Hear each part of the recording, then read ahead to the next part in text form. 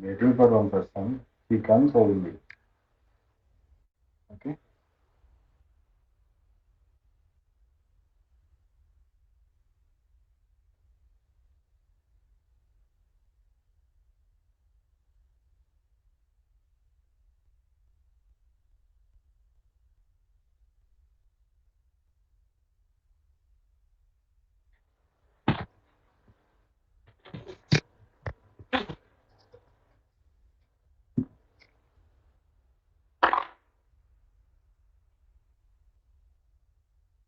Good afternoon, everyone.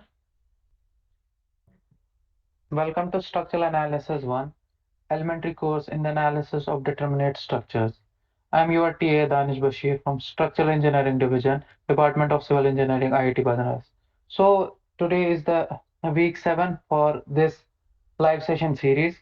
And in the last previous 2 weeks, we discussed about the deflection of beams by two famous methods. One is the direct integration method, and in last week I discussed about moment area method.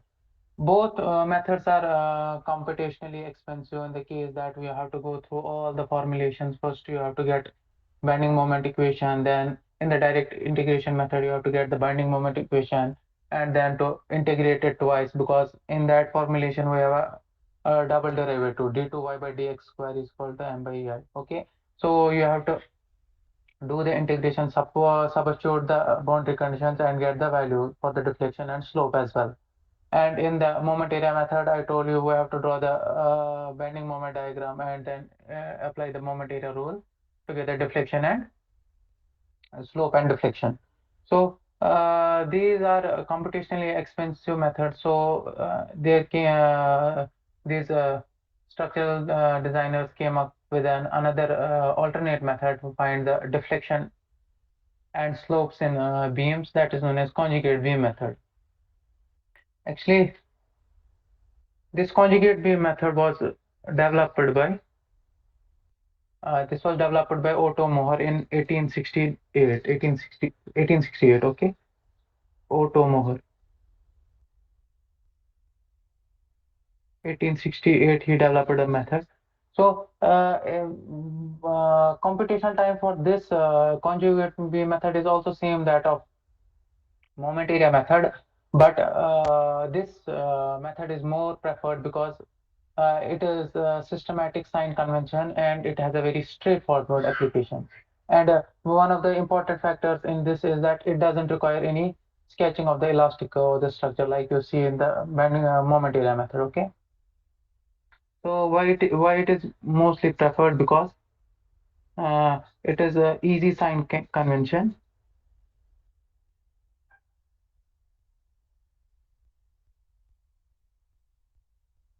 A sign convention in it is very easy and we don't need to sketch the elastic curve. Okay.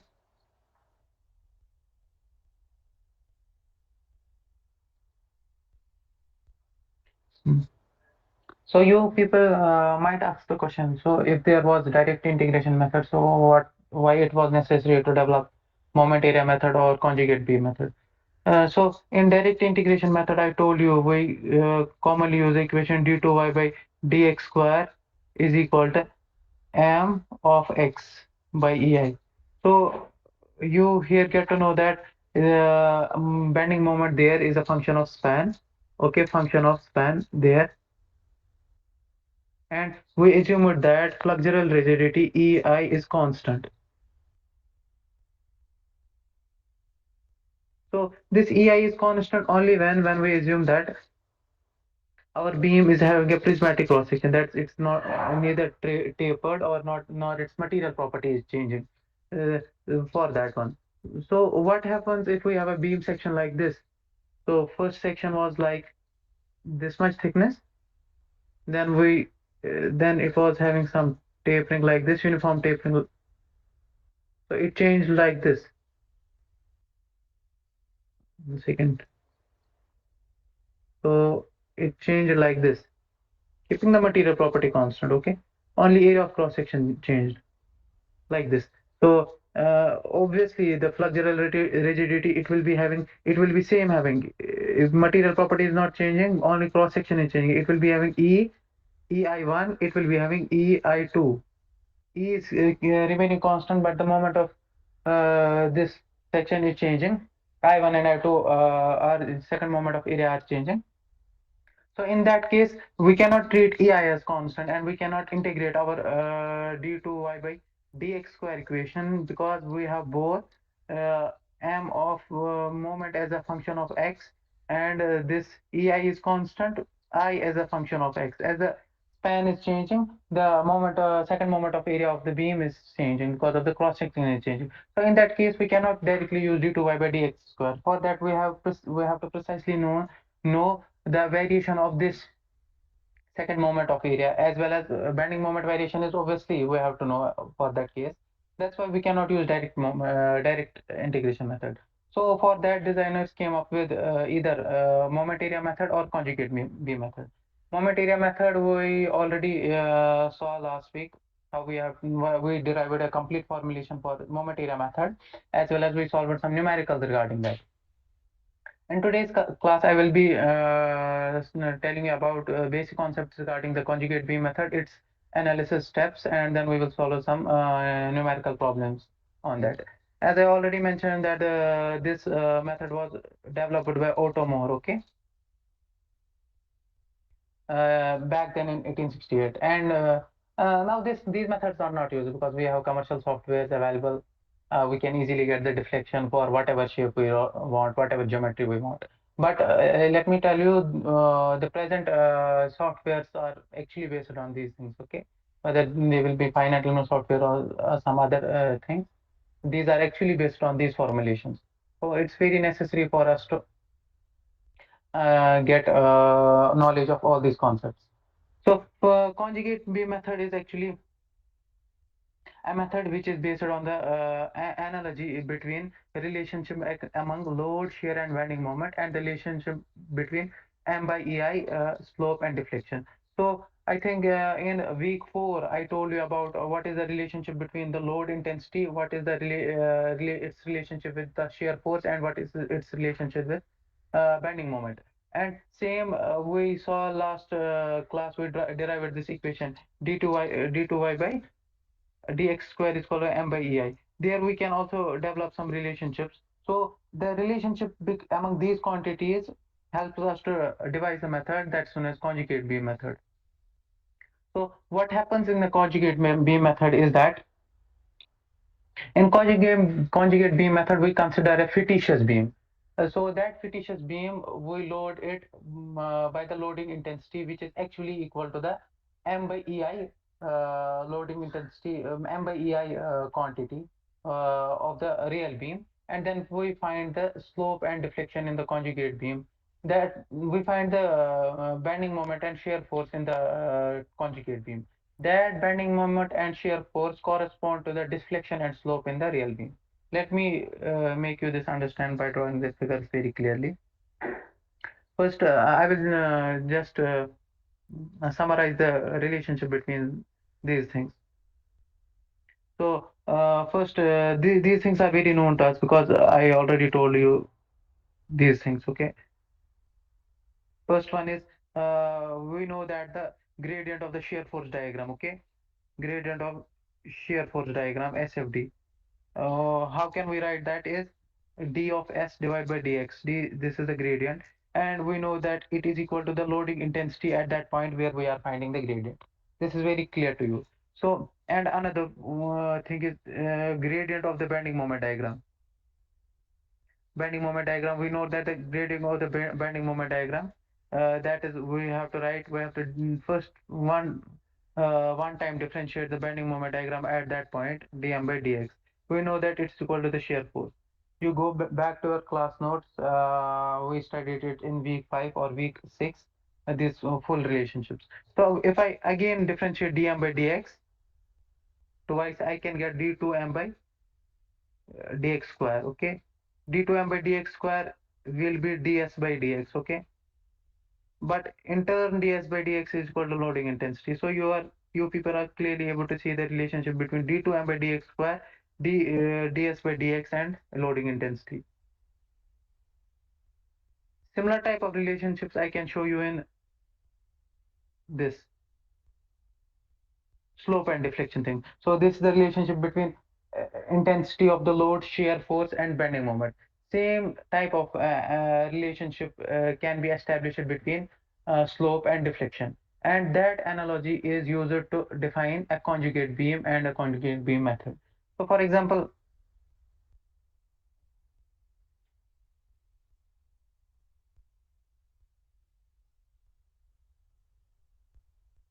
I am having a quantity. I am having quantity. So I am having a quantity m by ei. Okay. M is the bending moment, EI is the flexural rigidity.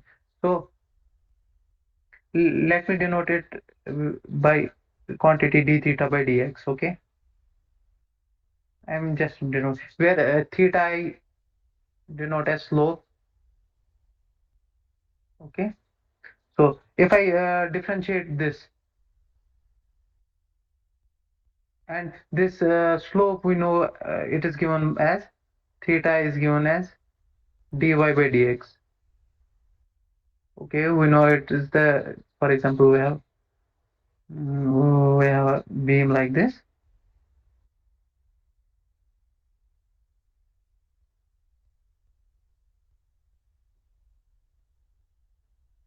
And this is its elastic curve. I showed you everything last week. Okay, so if I am having at any point span distance x at this thing, if this is the distance y, okay, from the neutral axis, okay, so what will be the slope? Slope will be slope of this elastic curve like this. We have to draw a tangent at that point.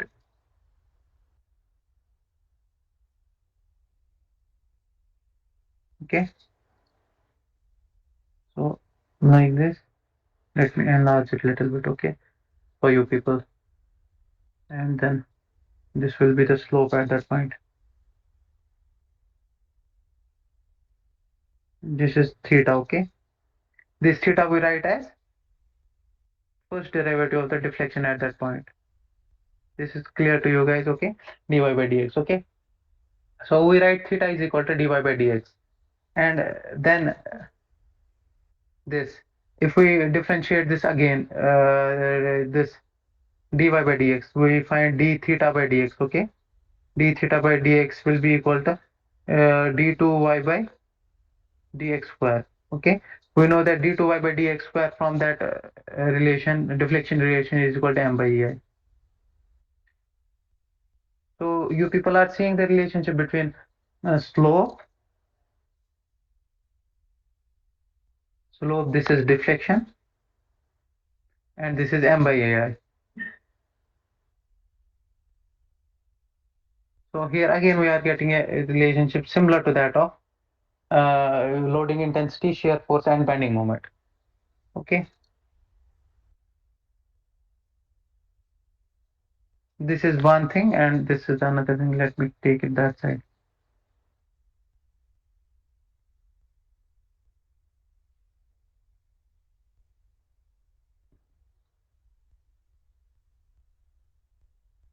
This one. And what are the things here? We are having here bending moment. Let me write it in the similar way. Right above. I am having this is a this I am having loading intensity W is equal to d2m by dx square. Same, that is W is equal to d2m by dx square, and then we have this ds by dx. Okay, ds by dx. Okay, let me make works for this also. These relationships are well established. And what are the things here? We have this as shear force, bending moment, and this is loading intensity.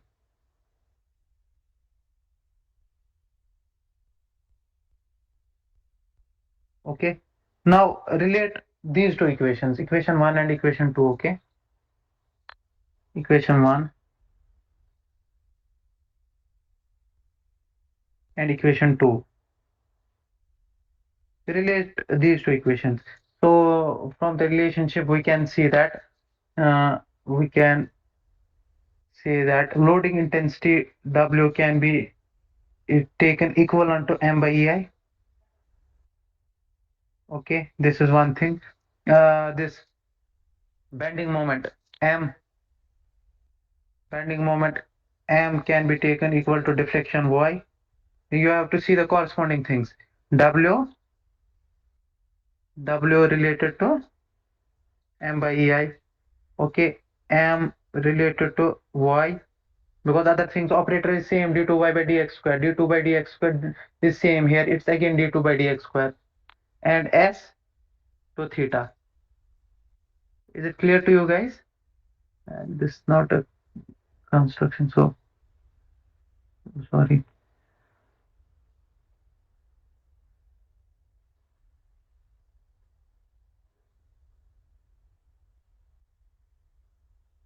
Okay, so this is the analogy between these things.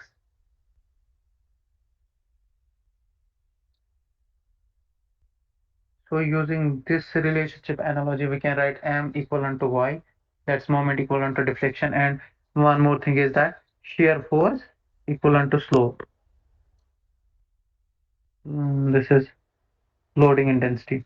Okay, I will write load equivalent to M by EI, bending moment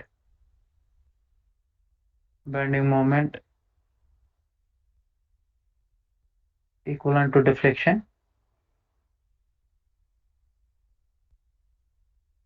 and shear force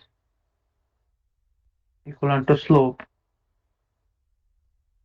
Now, let me tell you, this loading intensity is actually present on the real beam. This bending moment is also present on the this one. I mean to say that this deflection is present into the real beam, and slope is also present in the this real beam. So what are the things that we are considering is that we are replacing loading intensity with M by EI, and replacing the deflection with bending moment, and replacing the slope with shear force in conjugate beam.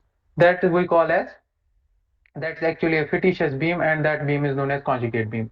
So I have written the same thing here. A conjugate beam corresponding to a real beam is a fictitious beam of the same length as that of real beam, but it is externally supported and internally connected such that if the conjugate beam is loaded with M by EI, okay, M by EI diagram of the real beam, the shear and the bending moment at any point on the conjugate beam are equal respectively to the slope and deflection of the corresponding point on the real beam, that I have shown in this diagram. For example, so we loaded the conjugate beam with M by EI diagram. After M by EI diagram, we went to the conjugate beam and found the bending moment at that point, as well as shear force at that point. Once we got the bending moment and shear force in the conjugate beam, those bending moment and shear force will correspond to the deflection and slope in the real beam. So look, doing the analysis of a structure and finding the bending moment and shear force is far easier than finding the deflection and this slope, because the deflection and slope involves the differentials, and bending moment and shear force doesn't require any type of differential equation or anything. We just have to analyze the structure. That's why we converted our structure or a beam, real beam, into such a type of beam that we are now required to find only shear force and bending moment. That shear force and bending moment will directly correspond to slope and deflection in the real beam. Okay, so I'm writing here what we have to do. I will write, this is real beam, this is conjugate beam, what it will give in real beam. Okay.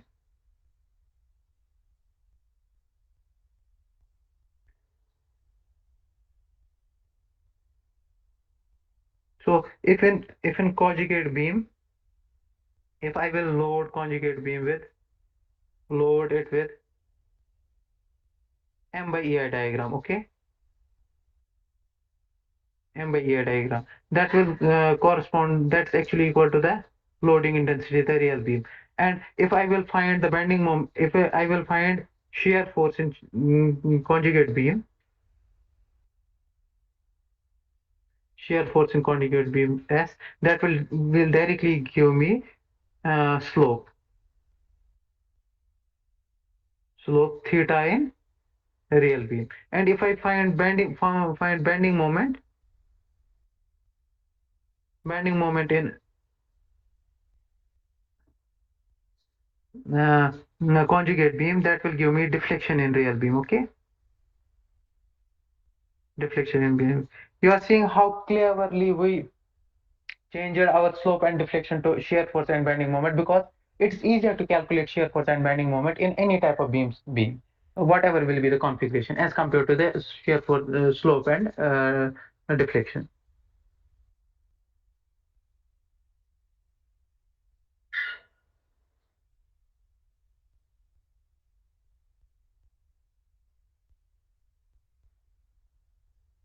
So this is an important relationship. Okay, this one.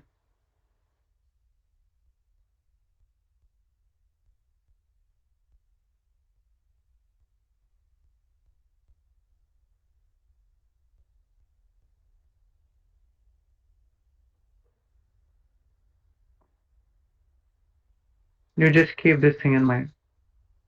So now we totally did this thing. Up to this point, it was totally fine that what we have to do. I will also show it on a diagram like this. For example, I was having one beam section like this, simply supported beam like this. So someone told me that you are having this beam, which is simply supported. Okay,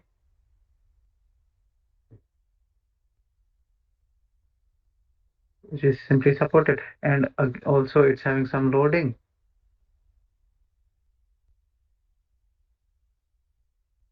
which I don't know what the loading is. Okay, let it be function w of x. Okay, so they told me it is being loaded by some arbitrary loading w of x, whose intensity at any point is w. And let me mark the answer as well. A, B. They told me analyze this beam and find the deflection and this slope and deflection in this. So I told them I will do one clever thing. I will draw bending moment diagram for this. Okay. So we know that this is a sagging moment. It will cause a sagging moment in each part of the beam, and it will have a positive bending moment diagram. So I told them, okay, I have a idea. Let me draw first the bending moment. Okay. So uh, this is m of x. Obviously, bending moment will vary as with span. Okay. For example, it was having some relationship like this. Okay. I told them I will divide this bending moment diagram by flexural rigidity of this beam. At each point, it's having, if it is having constant flexural rigidity, I will divide by EI. If it's having different at different sections, I will divide by corresponding EIs. Okay. So I told them I will draw a M by EI diagram. M by EI diagram. I told them I will draw this M by EI diagram like this. So for example, I am dividing each ordinate, like there was some height here, there was m1 height here. Okay, so if I divide it by EI, so m1, then I have to divide it by EI. Okay, that ordinate will get shorter. Is it clear? This trend will remain same, but the ordinate will get shorter. Okay,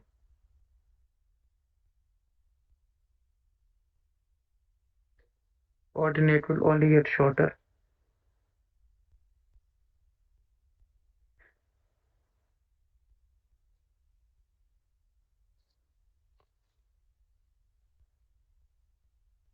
So I draw M by A diagram here. I took the same M by A diagram since this was positive.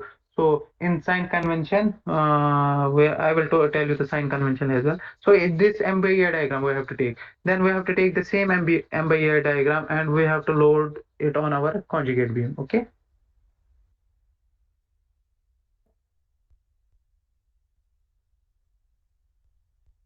This is our conjugate beam. Okay. This is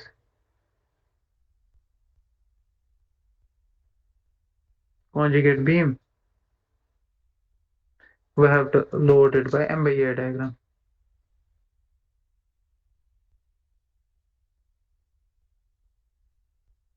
Okay. We have to put the same loading on our beam like this. Okay. So we will do it like this. Loading will be like this thing. Okay.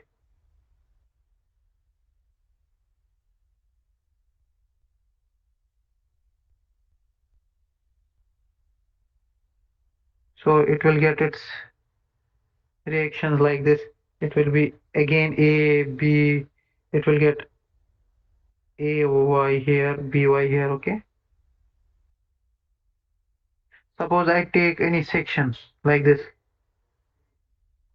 at any section like this, any section.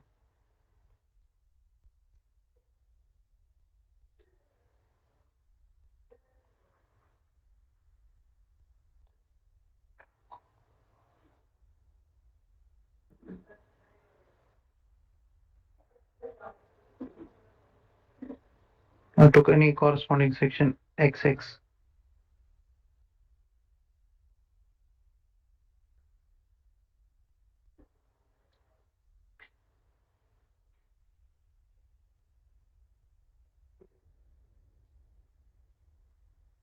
Okay.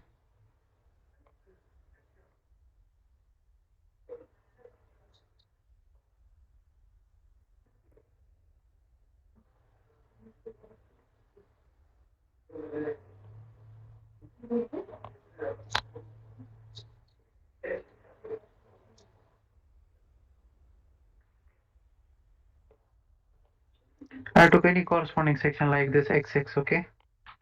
So this was XX section here. Again XX section here. So at this point, if you'll find shear force, for example, this is point C, this point C. If I will find shear force at this point SC like this and bending moment MC like this, they will directly give me like this, these two things in conjugate beam at C will directly take me to this point and they will give me there. SC will give me the slope there. It will give me slope here theta and it will give me deflection here. Boom. We got our slope and deflection that was required. Okay. At any section, at any point in conjugate beam, if you find the shear force and bending moment, the corresponding thing will be slope and deflection in the this our real beam. Okay. I forgot to write it that this is our real beam. Okay.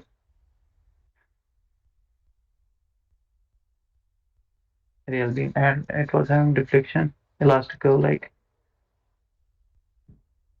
this and we were required to find this deflection y and theta. Okay, that's clear to you guys. So hope this the basic concept behind this shear force and how shear force and bending moment and conjugate beam can be related to deflection and slope in the real beam. Hope this is clear to you.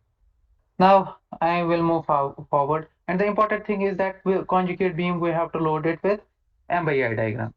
I will move towards this supports for conjugate beam. So for example, we had support here, support B. We have supports. Okay, supports in real beam. So we saw that support in real beam, like B, it remain at the same support in the conjugate beam, but it may not be the case. In case of hinged joint and the roller support, they will remain the same supports in the conjugate beam as well. But if the support is free or it is some other different condition, support condition, that will definitely change in the conjugate beam. Because since we are using the analogy of deflection and bending moment and slope and shear force, same analogy we have to apply to the supports as well, so that there is consistency within the analogy. So for example, if I am saying that this bending moment at any point in conjugate beam is equal to the deflection. So for example, if it is a for example, there is a point at this in conjugate beam, there is a point where there is no bending moment. Okay, so it should reflect in the real beam that that point should have no deflection, that is, it should be fixed, the support there. Okay, you are getting my point. Let me show you. So for example, uh,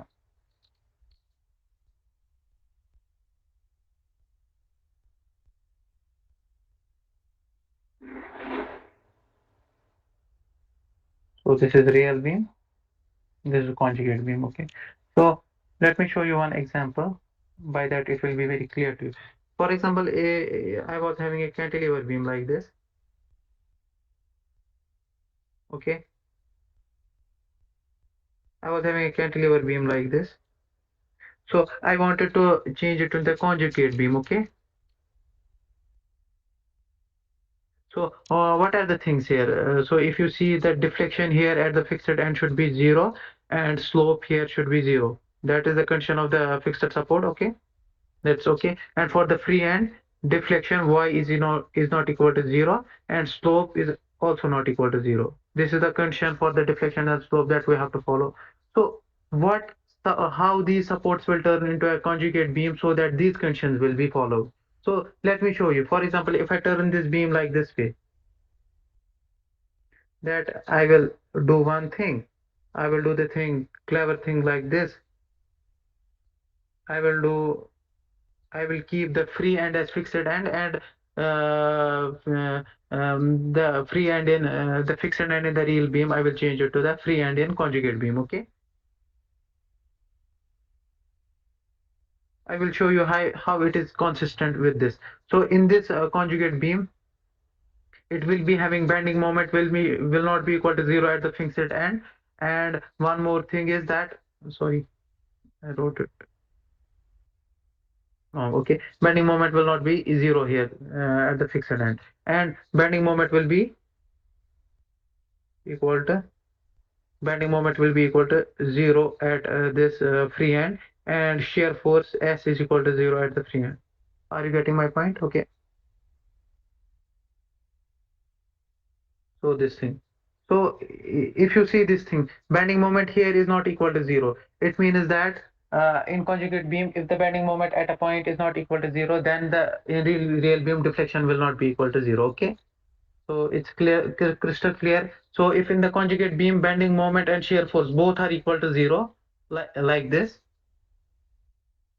both are equal to 0 like this, it will clearly reflect in the real beam that both deflection and slope are 0. Okay,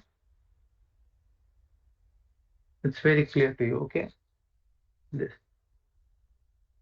that's why it's important to have the consistency within the support condition. So for example, if it is a roller support, so same thing. If I was telling you, same if it was roller support, this hinged support like this.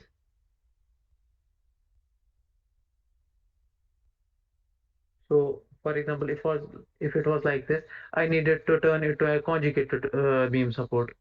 So you know that in this formulation we have deflection is equal to 0 at this point. That's clear. And but slope is not equal to 0. Okay, theta is not equal to 0. We are having some slope here. Okay, so it will be deflection, it will be having a elastic curve like this. Okay, so it will have a elastic curve like this. That's why we are saying that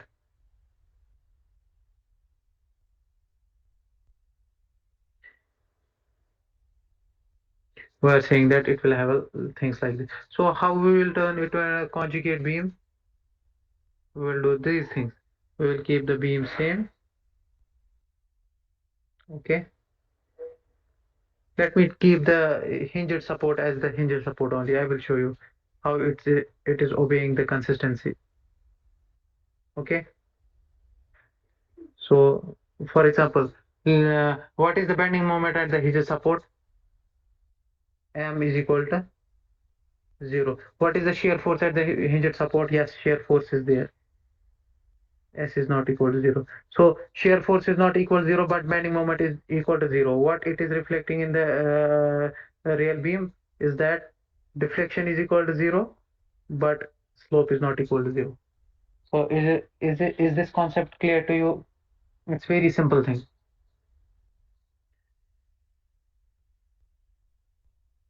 Okay. So the supports change like this.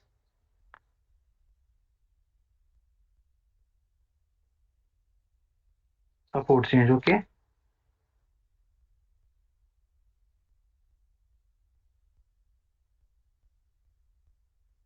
Once this thing is very clear to you, then you will be easily able to solve a numericals. Okay. So this support change happened here. So I will show you it in the type in this thing. Clearly, I will wait,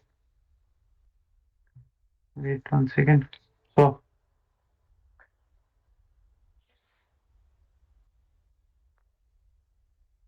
so in real beam, if we have this type of supports like this, how they will transform into the conjugate beam. So in real beam, we have a simply and support like hinge support or roller support. In slope and deflection are there. Slope is not equal to 0, but deflection is 0 in the real beam. So what should it reflect in the conjugate beam is that shear force should not be equal to 0, but bending moment should be 0. So only support that satisfies this condition is simple and supports either hinge support or the roller support. Okay. So fixed net I showed you on the previous slide that both slope and deflection in the real beam is equal to 0. So both shear force and bending moment should be equal to 0 in the conjugate beam. Okay. So only free end is satisfying that condition. Okay. And if it is a free end in if it's a free end in I mean say that if this is a free end in real beam. So in real beam, slope is not equal to 0, deflection is not equal to 0. So in a conjugate beam, shear force should not be equal to 0 and bending moment should not be equal to 0. So we are having this condition is satisfied by fixed support. Okay, fixed support. So here shear force slope is not equal to 0. So we will have shear force not equal to 0. Okay. Bending moment not equal to 0, shear force not equal to 0 on the fixed end. And one important thing is if it is a simple interior support, that the intermediate support like we have now, we have beams like this. We are having this fixed, simply supported beam like this. Then we may have intermediate support like this. For example, if we have like intermediate support like this, it is in a real beam. Okay.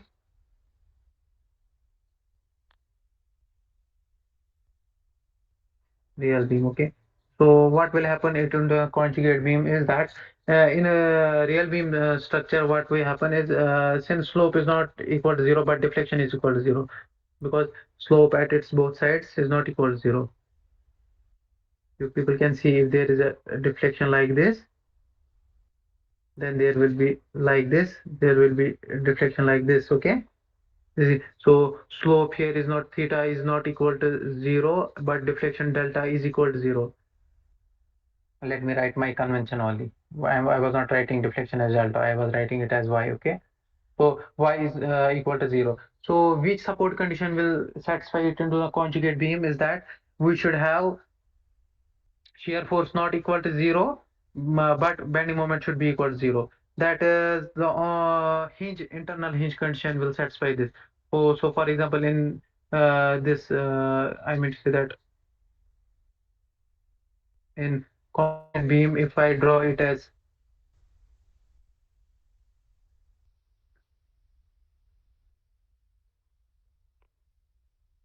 So in conjugate beam, if I draw it as this, okay, so only this internal hinge will satisfy this thing.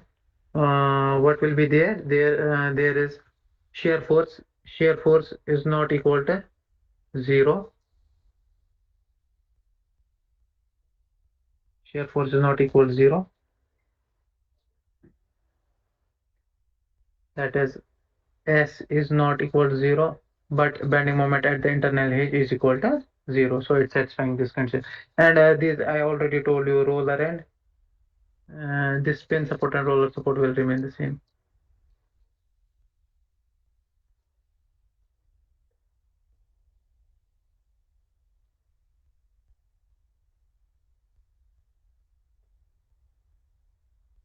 Pin support and roller support will remain same. Okay. So if it is an internal hinge in this real beam, it will have slope not equal to 0, deflection not equal to 0. So it will change. So shear force should not be equal to 0 and bending moment should not be equal to 0. So it is the only case in simple interior support. So very clear to you. 1 second.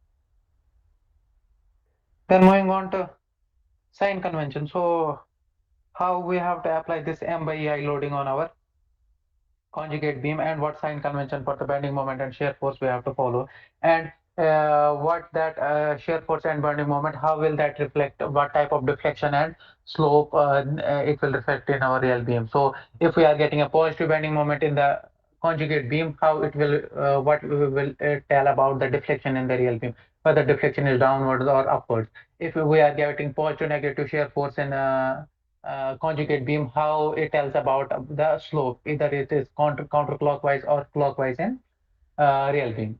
So for that, designers came up with a sign convention that I am reading here.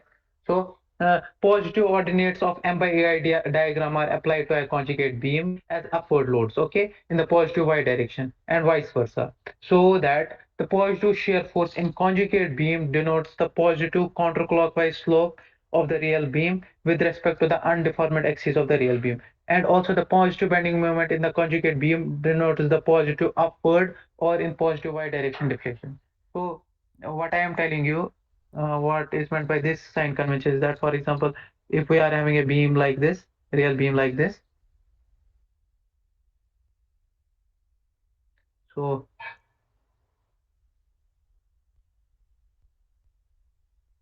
what is meant by this sign convention is that if it is having a M by E diagram like this, and if this is M by E diagram, uh, M by E diagram, and it was positive M by E diagram, okay? Keep that in mind. It was positive M by E diagram. What happens to the conjugate beam is that conjugate beam will be the same thing like this. I'm making the cross section bigger. That's not acceptable.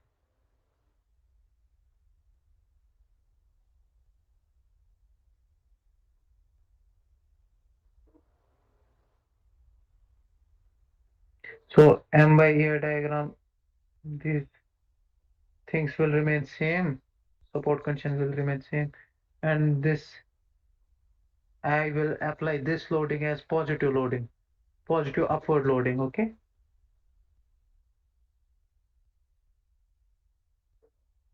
This will be applied like this. Load will be upwards like this, okay? If this is a positive bending moment, okay? If this is a positive bending moment, M by ear diagram, load will be upwards, okay? And what happens is that After this, if they at any section here, the shear force S is greater than 0 and bending moment at any section is, I'm getting it as 0.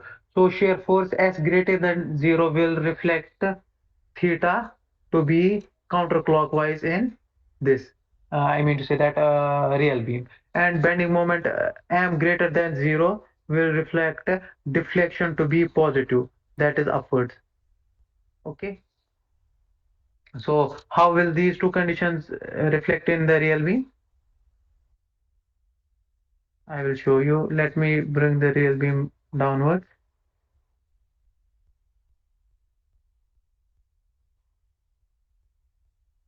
So this is our real beam, how it will reflect here.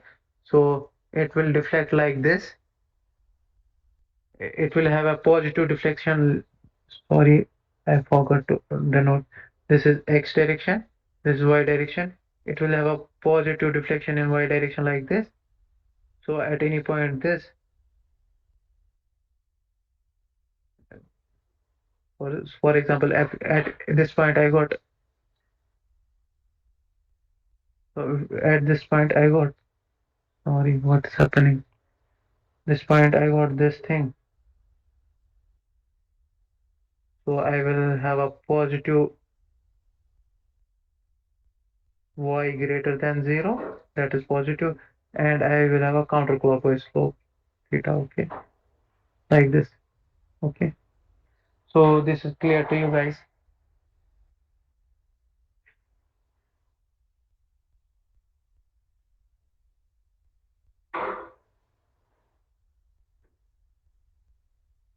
Positive slope like this. That is the thing. That first is it is a positive ordinate of M by EI diagram. The loads will be acting upwards in the conjugate beam as that M by EI loading, and the positive shear force in the conjugate beam will reflect the counterclockwise slope in real beam, and the positive bending moment in the conjugate beam will reflect the positive deflection, that is the deflection towards the positive y-axis, upward deflection in the real beam. Same is the case if it is a negative M by EI ordinate, we apply it as a negative loading on the conjugate beam, that's downwards loading, and the negative shear force will give you the clockwise deflection, and the negative bending moment will give you the downward deflection. Hope this is clear to you.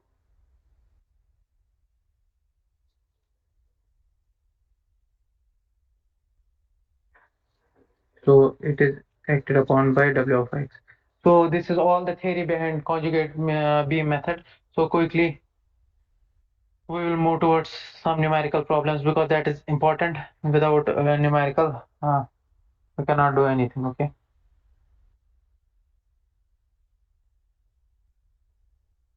So the problem number 1 reads like this: determine the slope and deflection at point B as shown in the beam by conjugate beam method. Okay. So actually we are having a cantilever beam which is subjected to a fixed moment at the free end given by M. So we have to find the deflection and shear slope at the free end. And one more thing is given, that is flexural rigidity is constant. So how we will proceed to this example is that we will first draw the M by EI diagram, okay? M by EI diagram.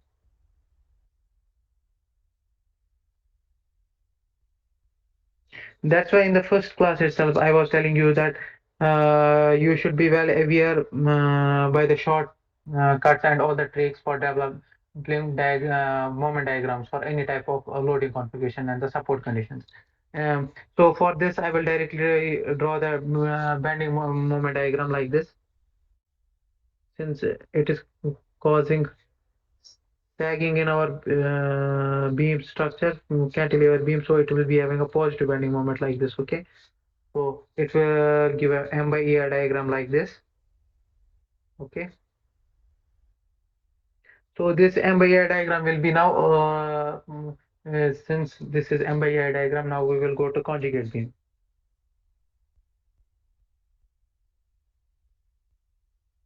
Conjugate beam, okay? This was real beam, okay?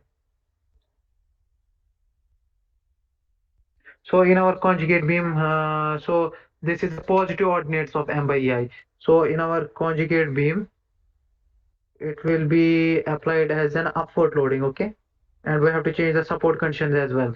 I told you free end will become fixed end now. Free end will become fixed end now, and fixed end will become free end now with the same span, okay? And bending moment diagram will be applied like this.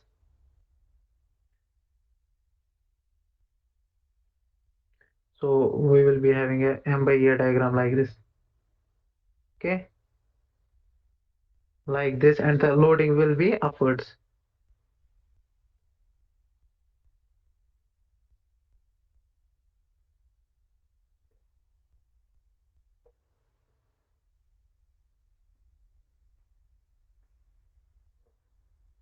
This is our conjugate beam, okay? Of same span. It is A, B, and it will be again of same span, okay? L. Okay. Now we will do the calculations on this side. Sorry for this.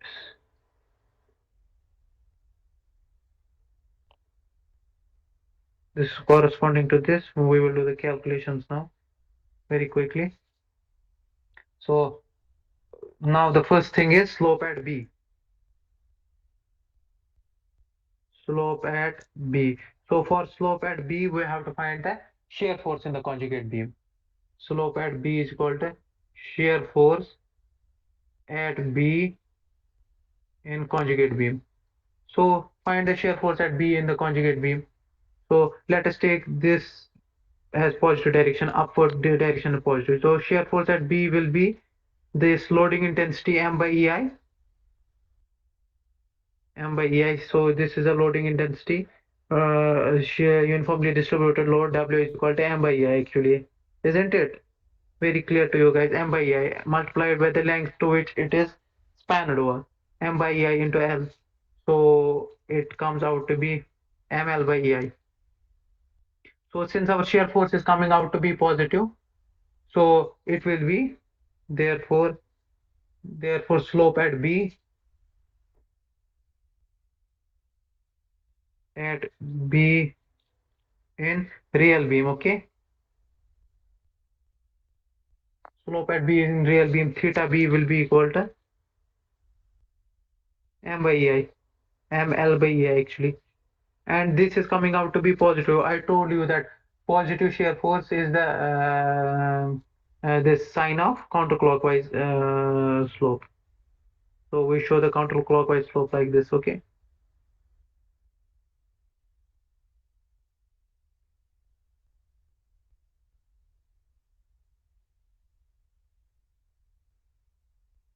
So counterclockwise force like this, a slope like this, okay? Then we have to find the deflection, okay? Very uh, deflection. Deflection at B will be equal to the bending moment at B in conjugate beam, okay? Now find the bending moment at this point, okay? Find the bending moment at this point. So let us take the clockwise moments as positive, okay, like this, and find MB, okay? MB will be equal to this loading intensity M by EI, M by EI multiplied by length L, and its centroid will be at L by 2. It's very easy so far. It will be ML square by EI, 2 EI, okay? So what will be our deflection?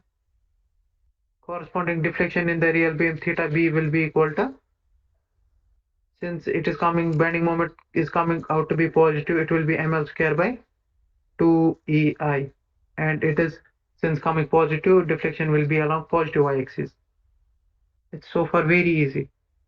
Look how easily, with the help of shear force and bending moment in conjugate beam, we were able to find this slope and deflection in the real beam. So how it will turn the things in our real beam like this. So our real beam will be deflected like this. Okay.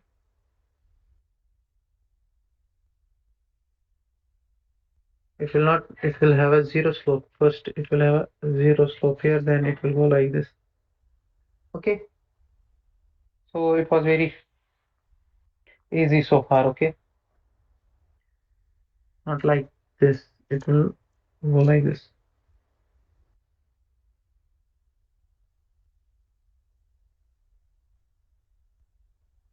Okay. So this numerical was pretty easy. Then we have one more numerical here. Actually, it is saying that determine the maximum deflection for the beam as shown in the figure. So we have to compute the maximum deflection. So first thing is that maximum deflection in the real beam will be at that point at which there will be maximum bending moment in the conjugate beam. So it's very easy for you. So we have to find a location first where in the conjugate beam where there will exist maximum bending moment, and then we have to compute that maximum bending moment that will correspond to the maximum deflection in the real beam. Let's do this numerical quickly.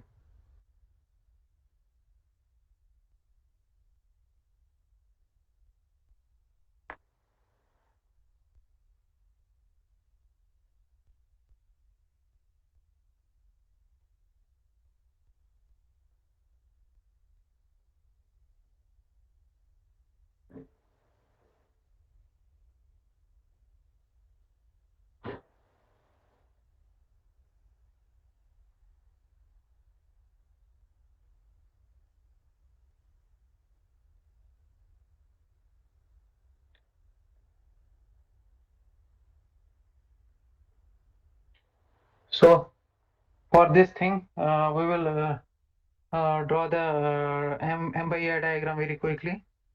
So M by A, it will have a triangular variation in the bending moment,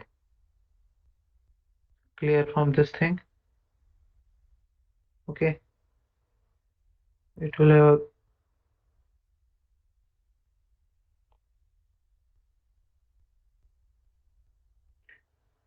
clear variation like this.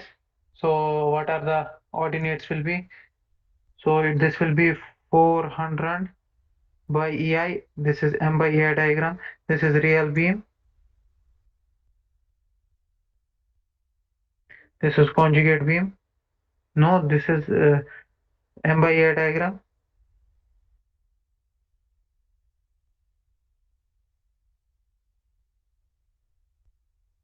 So it is M by EI diagram, and this will be side A, this will be side C, and this point will be B point. Okay.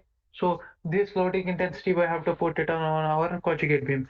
So conjugate beam, since this is simply supported condition, it will again remains place supported in the conjugate beam with only loading conditions changed as shown.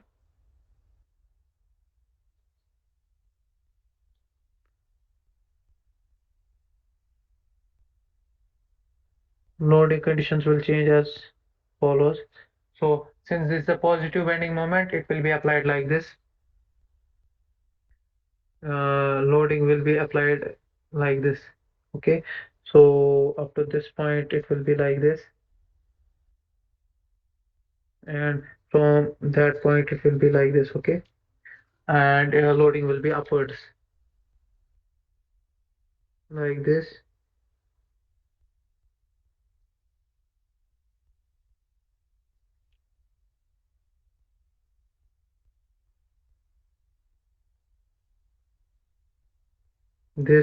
and this one. Upward loading as per the sign convention. So what will be the maximum ordinate of the loading? It will be 400 by EI. Okay, 400 by EI, and let's denote this as A, this as B, and what are the other quantities? We will write very fast. It as this will be AY reaction here, this will be BY reaction here. Okay, very fast. BY reaction, and what was given in there? It was up to this point it was 10 meter.